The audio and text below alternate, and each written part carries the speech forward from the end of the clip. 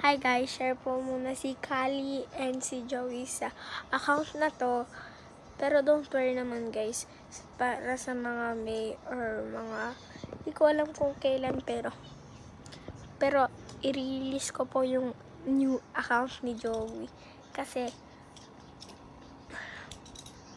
siya nakalimutan na may password. And i-access talaga namin kasi yung ano ba yun? Nagla-loading ako. Yung mga videos, nabura ko sila lahat. Well, that's not going great kasi inalis ko muna yung account ni Joby.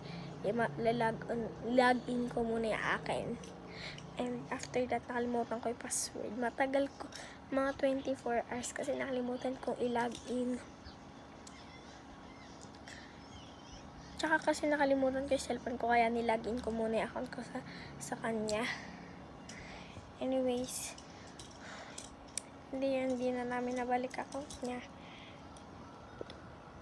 I-update ko naman kayo sa account ko pag release ko na yung account niya. Bye-bye!